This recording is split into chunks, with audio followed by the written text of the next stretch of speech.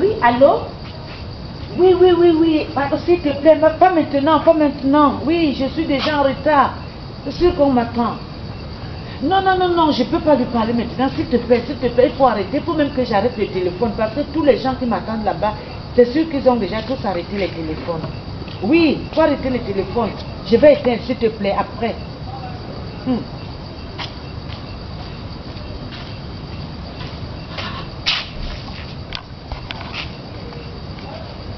Je suis vraiment navrée pour ce retard.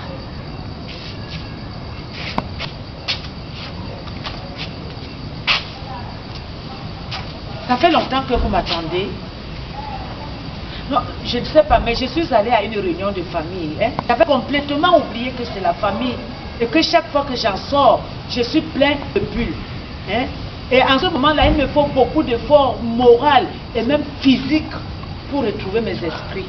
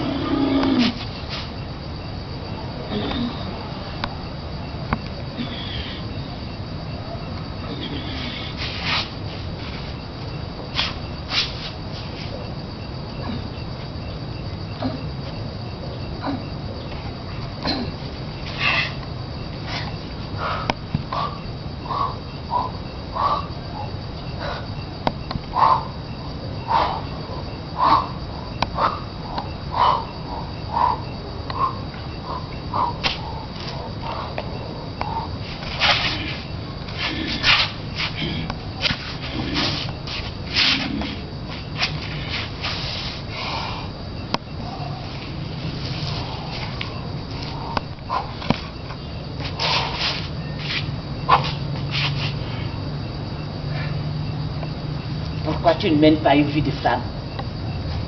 C'est une question qui revient toujours comme un refrain. Et puis, pour eux, c'est quoi la vie de femme? C'est le mariage, c'est les enfants. Justement, je n'ai pas été pressée pour tout ça parce que, je ne voulais pas avoir beaucoup d'enfants sans avoir le temps de les éduquer. 2, que mon mari m'empêche de mener la mission pour laquelle je suis ici-bas. Distribuer les joies dans les pauvres cœurs des humains. Et mon frère Combert, lui se fait toujours une constipation après avoir mangé du pain ordinaire. Et pour cela, il est allé à l'autre bout de la ville en taxi pour se trouver du pain de seigle. Un pain que je ne connais même pas malgré tous les voyages que j'ai faits. Parce que tous mes amis blancs ou noirs, nous mangeons simplement du pain. Et ce qui m'énerve, c'est même pas le fait qu'il soit fragile ou qu'il s'y connaisse en pain. Mais attendre 2 heures pour commencer la réunion. Non, ça m'a choqué. Et pourquoi? Pour une histoire de pain de seigle. Comme si ça ne suffisait pas alors, et mon fils. Mon fils aussi m'a trahi. Je ne sais pas comment il a osé me trahir comme ça. Tout ce que mon fils a vu pour être dans la vie, c'est acteur. Foutaise. Fainéantise. Irresponsabilité. Ah, ça c'est ma poisse. Si au moins il avait été spectateur. Oui, spectateur, c'est mieux. C'est assis, c'est posé, vénard et peinard, sans en plus, responsable. Mais bon, on ne va pas en faire un deuil national, hein? On ne va pas en faire un deuil national. C'est aussi ça la démocratie, si ce n'est même pas la démocrature. Et moi, vous savez qui je suis? Non, vous ne savez pas. Je suis France Ngo Mbok. Ngo Mbok. Ngo veut dire la fille de. Mbok veut dire patriarcat. Donc en quelque sorte, je suis la fille de patriarche. France, je ne sais pas bien ce que c'est. Mais j'ai lu quelque part que c'est un prénom d'origine latine. Et aussi par ailleurs, c'est le nom d'un pays, un grand pays dans le monde. Mais pour être franche avec vous, rien ne me gêne. Parce que de ma forêt équatoriale où je suis née, tout était prédestiné. Cette fille connaîtra le monde. Elle voyagera dans les airs, dans les eaux, sur terre. Elle distribuera les joies dans des cœurs amers. Elle pourra être parfois liguée par des ennemis qui sont des imbéciles. Mais il y aura toujours les sages qui la soutiendront. Et la prophétie est en train de s'accomplir de plus en plus. Ah, quand j'étais enfant, j'aimais parfois accompagner mon père dans le jardin. Auprès de lui, j'admirais la beauté des plantes. Hein? Et chaque année, il organisait des grandes fêtes, une grande fête traditionnelle où j'ai pleuré d'émotion au son de balafon. Ah, comme tout ça me manque. Et j'aurais voulu que mon père soit là aujourd'hui et partager ces moments avec moi. Et je me demande pourquoi en réunion de famille, on ne peut même pas évoquer cette époque-là. Toujours en train de parler de mon mariage à trépas. Oui. Mais heureusement que vous me comprenez, hein? Vous me comprenez, c'est pour ça que vous êtes là. Oui, vous. Hein? Grâce à vous, je peux dormir sur un toit. Grâce à vous, je peux manger. Grâce à vous, je peux me déplacer. Hein? Je peux même me soigner un peu. Oui, vous, spectateurs, vous êtes ma sécurité sociale. Lors de mes multiples voyages, là, c'était en France. Lors du cinquantenaire de la libération de Paris. Alors, j'ai travaillé dans la maison de théâtre et de la danse d'Épinay-sur-Seine. Et à cet effet, nous avons défilé dans les rues de Paris et pour finir à l'hôtel de ville. Oui, à l'hôtel de ville où M. Jacques Chirac était le maire. C'est là où j'ai eu l'occasion de toucher sa main. Oui, j'ai touché la main de M. Jacques Chirac. Oui. Oui, ma main a touché la main qui a touché toutes les mains de toutes les célébrités du monde. Tu veux la toucher, c'est sûr. Tu veux la toucher? Ah, touche. Touche-la, touche. Toucher, toucher. Faut toucher, faut toucher, faut toucher, faut toucher. Oui, maintenant, touchez-vous les uns les autres comme je vous ai touché. Ça aussi, c'est mon côté généreux, hein, et c'est connu. Tout ce que je vous dis là, je ne mens pas. C'est la vérité. Moi, je ne suis pas une menteuse parce que je ne suis pas une conteuse. Il y a des conteurs, des menteurs. Oui. Je dis ça. Les conteurs sont des menteurs. Venez me taper là où je suis. Mais bon. Quand je dis des contes ou des conteurs, quand j'en parle, c'est que on peut être un conteur et avoir du talent. On peut même aussi être un conte et avoir du talent. Le paradoxe est le berceau de la raison. Et puis, le conte n'est plus ce qu'il était. Il se contemporanéise. Et il y a des séminaires sur les sorcières. Il y a les débats sur la couleur de Blanche-Neige. Bref, les festivals de contes se multiplient. J'en ai fait certains au Cameroun, en République démocratique du Congo, en République du Congo, au Bénin, au Burkina Faso, en France, dans les Landes, la plage la plus large d'Europe. Festival hélas annulé par Direct Arta, le maire le plus con de la terre. Le pouvoir. Ce charlatan qui sert de couverture au diable pour en débaucher, violant l'intégrité de nos consciences. Eh, dirait ma mère, les chiens ne font pas les chats. Et puis, il faut que je vous fasse une confidence. Plus un acteur est engagé, moins il a la chance de l'être. Okay? Ah, qu'est-ce que je disais? Oui, la plage la plus large d'Europe, le sable. C'était beau. J'aimais ça. Les spectateurs aussi. Ah, mais bon, c'est eux qui ont choisi leur mère, hein? Festival de sable, j'en ai fait un l'année passée. À l'autre bout du monde, dans le désert. Ah, la galère pour avoir le cachet. De un, je ne suis pas conteuse. De deux, j'aurais mieux fait de rester dans mon lit à rêver sur les éventuels projets. Mais le loyer, les déplacements, où manger, les enfants, mes neveux. Bon, une semaine dans le désert, ce n'est pas la mer à boire, me suis-je dit. Mais ce jour-là, il aurait valu que je devienne clocharde plutôt que de faire des jeux de mots. Croyez-moi. Hein? C'est comme ça que je me suis envolée pour le Festival international du désert sous l'égide de l'UNESCO. Hein? Pour ce coup, l'UNESCO avait mis des petits plats dans des grands. Un car magnifique, flambant neuf, qui attendait des compteurs dans le parking de l'aéroport envahi par des chameliers venus tondre les touristes. Un car flambant neuf. J'ai ri quand je pense comme il est devenu. Hein. Ah, mais il faut que j'arrête parce que sinon moi aussi je risque de mal finir. Et puis les journalistes auront raison sur moi. Hein? Plus je vieillis et je deviens conteuse. Pourtant le compteur. Mais bon, ceci dit, je suis une comédienne. Je peux jouer à être une reine. Je peux jouer à être une bouchère. Je peux jouer à être une table, une sainte vierge. Donc je peux aussi être une conteuse. Vous voulez parier? Alors démonstration.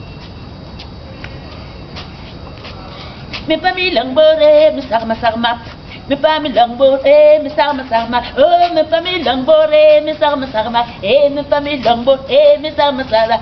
Sakarlema sebele, bawarba, bawarba, bawarba, bawarba, bawarba, bawarba, bawarba, bawarba, bawarba, bawarba, bawarba. Il était une fois, il n'y a pas très longtemps,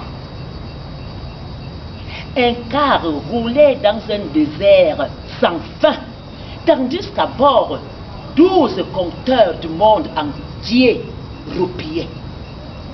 Quand soudain, Amoura Sai, autour de moi, dans ce bus roulant aux couleurs de l'UNESCO, oui, roupillaient ces 12 compteurs.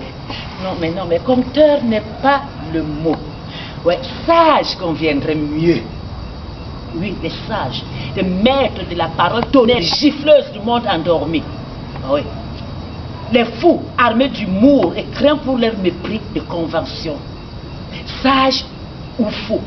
Ou fou et sage. Mutin insoumis, insubordonné, insurgé, rebelle, bref, en un mot, beau. Des philosophes avec un F majuscule, tous analphabètes, mais chacun plus instruit dans la mécanique de la saloperie humaine que les 666 savants de l'enfer. Tous maîtres de la parole, donc maîtres de discrétion, sauf moi, erreur de casting. Ils avaient accepté de se montrer exceptionnellement en public pour livrer la parole transmise de génération en génération et qui réclame chez eux initiation, discrétion, stricte intimité, rituel sacré, par nature secret. Bref, dans ce bus se trouvait la fine fleur des compteurs, selon des élucubrations du directeur du festival. Un allumé de la commune, il me présente comme France Ngomok, Amazone d'Afrique, du monde passé et futur. Amazone d'Afrique, du monde passé et futur. Bon, pour le moment, l'Amazone somnole dans le bus. Quand soudain, Amoura Sai, explosion. Le pare-brise de véhicule éclate sous le coup de boutoir d'un canon de tank qui arrache le toit pour finir sa course comme une poutre sous une ruine de bombardement. Réveil en enfer, panique à bord, irruption des troufions surexcités gueulant des insanités, coups de crosse et politesse de guerre. En 3 temps, 2 rafales. Voici la fine fleur de compteur cueillie, ficelé, bâillonné, transvasé manu militari dans la benne d'un vieux camion pourri qui refuse de démarrer. Et noir. Oui, noir, car par pitié pour ma féminitude, un vieux soldat a jugé préférable de me bander les yeux. Je ne peux donc pas vous dire la suite, sinon que les troufions ont abandonné la cargaison des sages muselés pour m'embarquer en jeep. Des heures de tape que Dieu sait où et Satan pourquoi. À l'arrivée, ça pue la bouille, ça pue la poudre. Ah, ça pue, ça pue, ça pue. J'entends les claquements des fusils qu'on monte et démonte pour tuer la nuit. Me voici prisonnière des rebelles ou des résistants. Ça dépend. Qui tu kiffes? Otage, prisonnier, c'est kiff. Quand soudain, Aboura saille. Rafale de fusils mitrailleurs, rire de hyène, les tireurs m'arrachent le bandeau et m'embrassent à m'exploser les thorax. Vive la révolution. Je suis le nouveau président. Tape là. Je suis en train de me taper un chef d'État. Un vrai chef d'État avec des vraies convictions, sans concession. Prêt à se lever à l'aube devant le temps d'exécution. Vous le connaissez? Ouais, vous le connaissez. C'est Sankara. Ouais. S'il vous plaît, président, photo avec vous. S'il vous plaît, président, avec le public.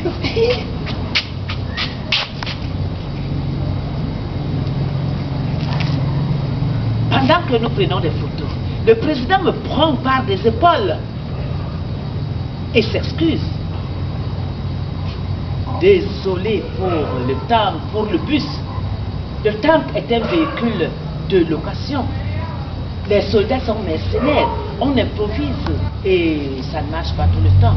Quand je suis devenu président et que j'ai demandé de délocaliser le festival, je leur ai dit de vous arrêter et non de vous mettre en arrestation. On dira que c'est une bavure littéraire.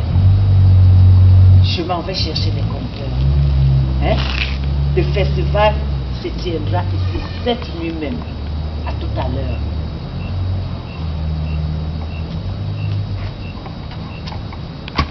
Voilà comment 12 compteurs se sont perdus en plein désert. Dans un festival improvisé pour... Le président a eu une idée de génie. Faire de feu. Faire autant de feu qu'il y a des compteurs. 2 lignes de 6 feux parallèles pour que les visiteurs puissent vaguer ci et ça et cueillir le compte au gré de leur humeur. Sauf qu'ici, il n'y a pas de visiteurs.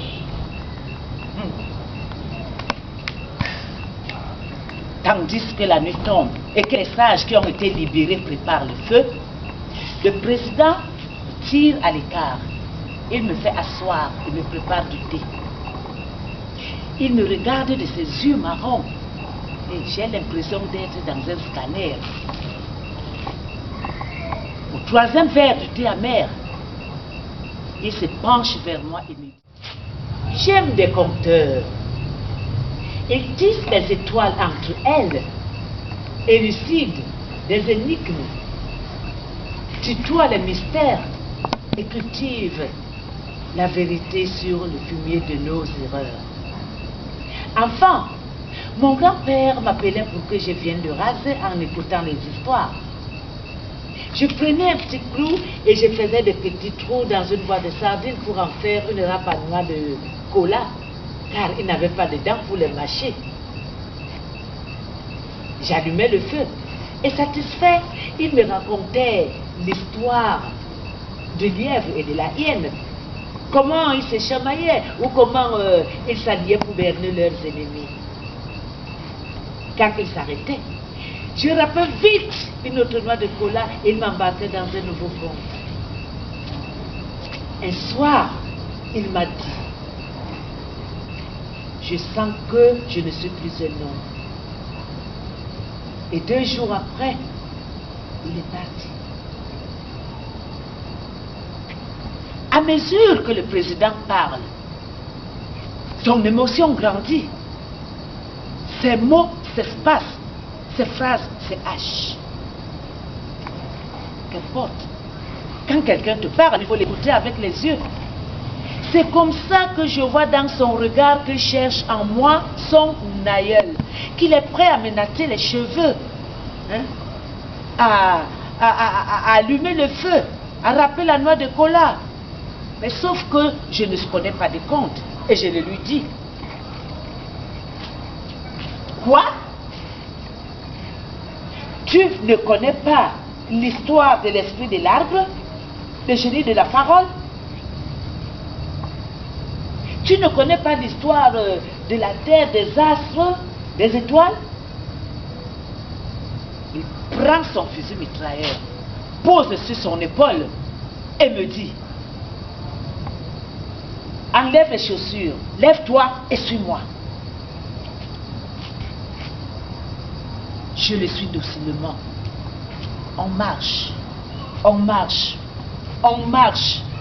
À un moment, il s'immobilise, lève les yeux vers le ciel et me dit, tu as remarqué qu'on voit le ciel plus haut de nuit que le jour? Je vais t'initier à l'esprit de l'arbre, le génie de la parole. Mais promets-moi de ne révéler le secret à personne. Nous serons les lèvres d'une bouche cousue. Rien ne pourra se mettre entre nous. Promets que tu ne vas pas révéler ce que je vais te dire. Jure. Tu connaîtras là alors l'origine des astres et des désastres, des armes et des larmes, des désarrois et des rois. On continue de marcher jusqu'à la dune. Et c'est là qu'il me dit, maintenant, regarde. Et là, j'aperçois un arbre en plein désert, au creux de la dune, sous le halo parfait de la lune.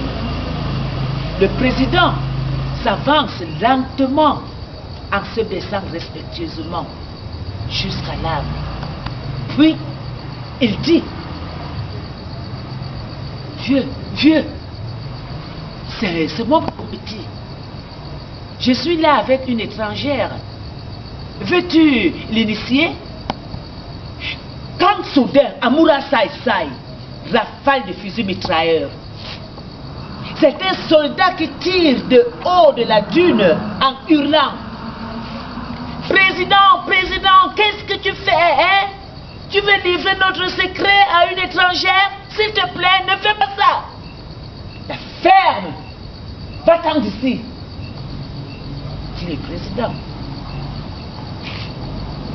Alors, il demande à l'arbre, vieux, qu'est-ce que tu penses de celui-là?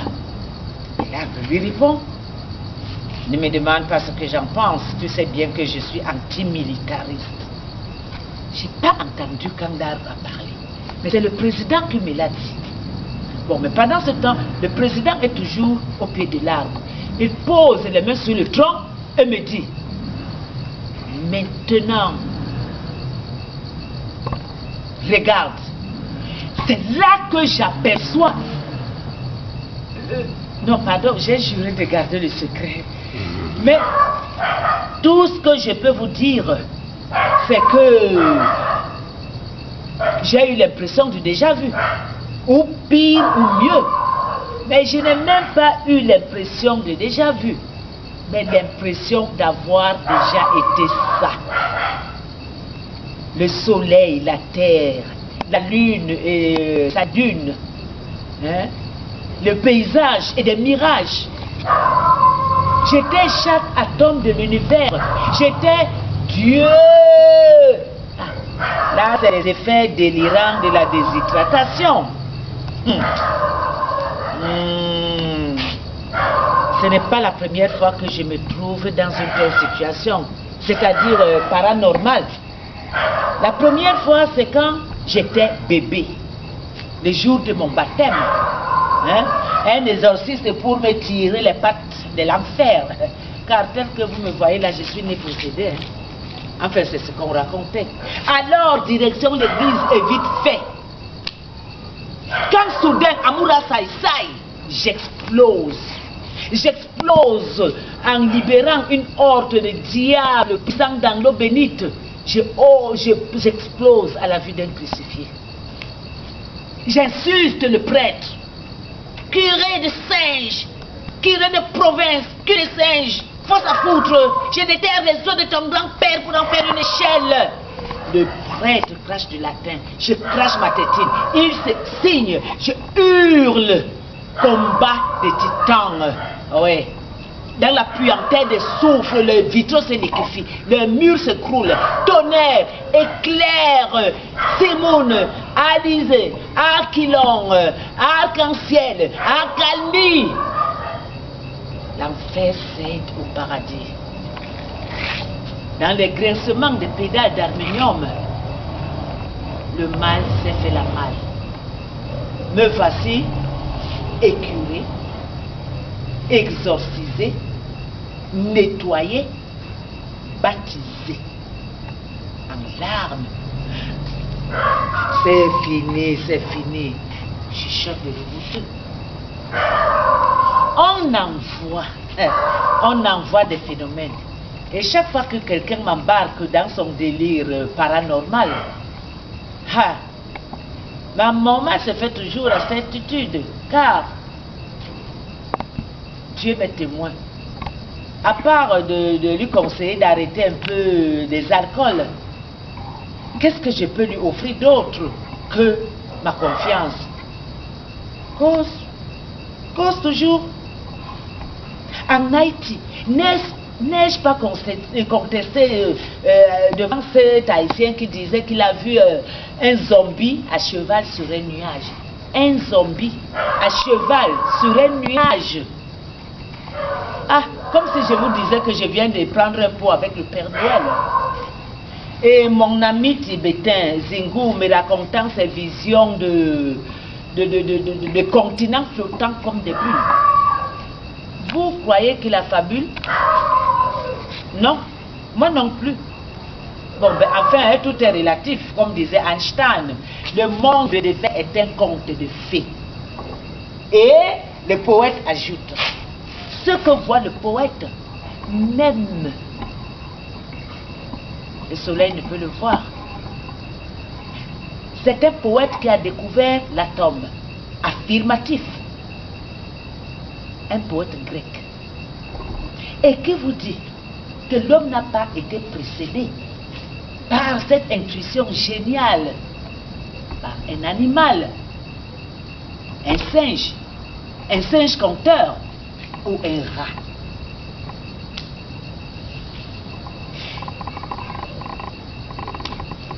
On n'est pas bien dans le désert. Une nuit d'éclair de lune, alors que j'avais du mal à m'endormir, j'ai entendu mon père parler à haute voix. Piqué par la curiosité, j'ai quitté la natte et je suis sorti. Voici ce que je vis et entendu.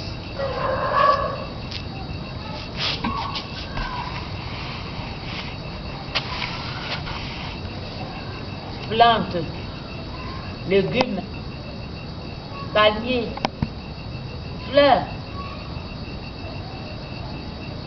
Si je vous ai réunis ce soir, ce n'est pas pour vous endormir avec mes histoires, ni pour vous tenir de longs discours. Si nous sommes réunis ce soir sous l'égide de la lune, avec les scintillants auspices des lucioles, c'est que je me dois vous faire confession. Voici une éternité que je m'occupe de vous. Je suis fatigué. Souvenez-vous qu'en Gaïade, je fis ma première apparition dans ce jardin avec 2 arrosoirs à chaque main. Souvenez-vous des nuits de fraîcheur où je vous couvrais de paille pour vous réchauffer. Souvenez-vous des canicules où j'asséchais les fruits pour vous abreuver tant si bien que dans l'aridité du pays, rien n'oisisse de ces jardins. Hélas, le temps a fait son chemin. Je sens mes articulations avec des brûlures. Mes mains et pieds sont comme des glaçons. Pour tout vous dire, je sens que je sens que la vie veut me quitter. Mais et comment retiendrai-je celle que j'aime tant dans la prison de ma pauvre carcasse? Si la vie veut se casser, elle se casse.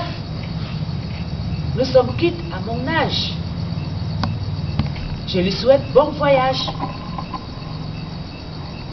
Mais avant, j'aimerais plante que vous me dites comment vous faites quand on vous plante pour le pousser. Comme ça, les jours de ma mort, je sourirai. Je regarderai mon fossoyeur dans les yeux et je lui dirai: quand tu vas m'enterrer, n'oublie pas de m'arroser.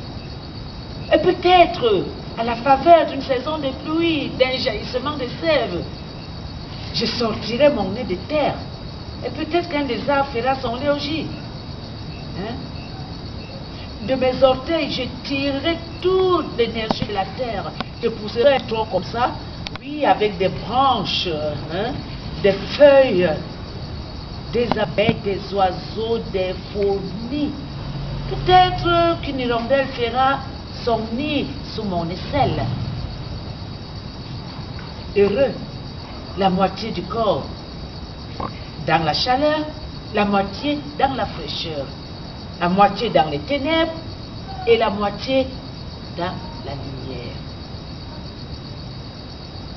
Plutôt que de m'emmerder pour l'éternité en compagnie des vers du terre. Pardon, nous les hommes, nous avons aussi nos secrets. Nous avons la science. Nous avons la botanique. La botanique consiste à couper des arbres et en faire des papiers. Nous en faisons des tomes. Nous en faisons des tonnes.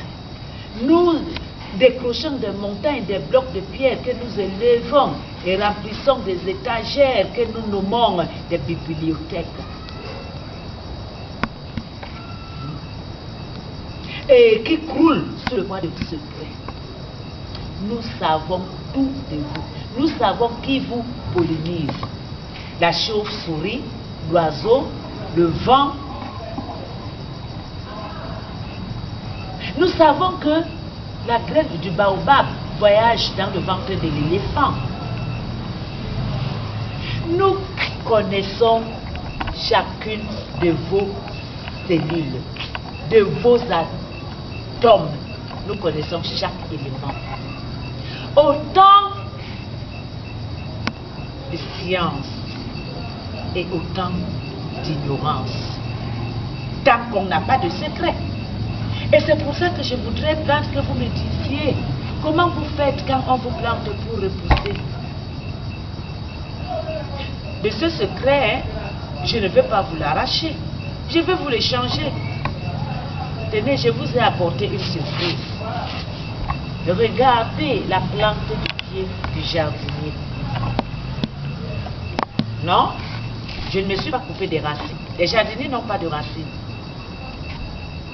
Ça me permet de danser. Ah, mais je ne m'en suis pas privé. Quoi? Ça ne me permet pas de voyager. Ça me permet de voyager. Ah mais bon, la belle affaire. Mais ce que vous ignorez, vous les plantes que poussez dans ce jardin plat, comme une crêpe, c'est que la terre n'est pas plate. Elle est ronde, sphérique, est la forme d'un ballon. Si bien que si je m'en vais voyager dans cette direction, je ne tarderai pas à me retrouver ici. Et à quoi aurait servi cette escapade circulaire? J'en ferai des récits. Hein?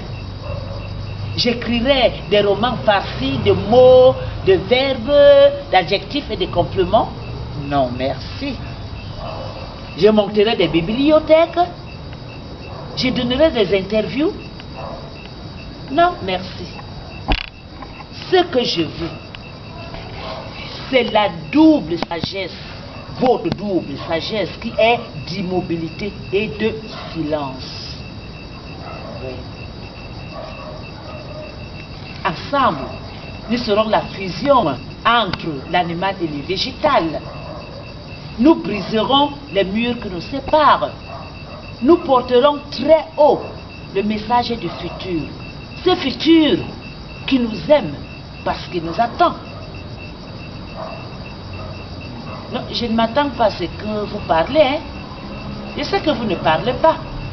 Oui, mais il me suffirait d'une simple ondulation de la tige, d'un frémissement de la feuille, d'un chatoiement de couleurs pour enterrer toutes mes peurs.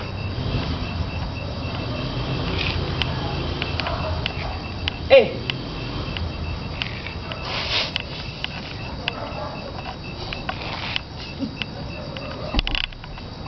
Me voici devenue conteuse. Qu'est-ce que je disais même avant? Ah oui, le président. Ouais, le président. Après mon initiation avec le président, sur le chemin de retour passablement bouleversé, j'ai vu un avion atterrir entre les deux lignes des feux de compteur.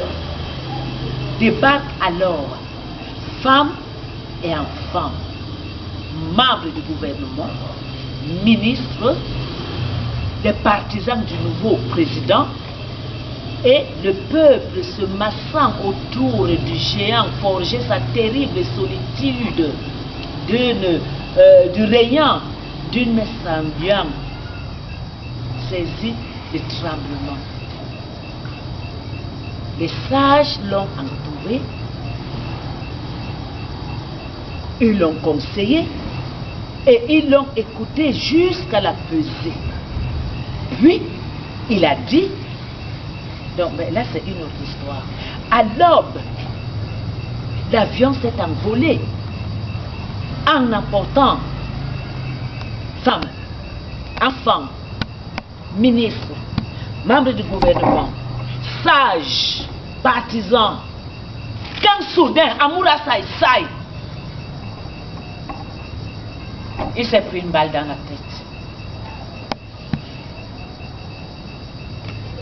Benga ki jam ni mbongi me, o président we manke. Kinja jambo ni mbongi me, o président we manke. Ini kene we, o président we manke. Duru naime, duru gwe me, président we manke. La version officielle dit qu'il a glissé dans une cuve en inaugurant une usine hydraulique.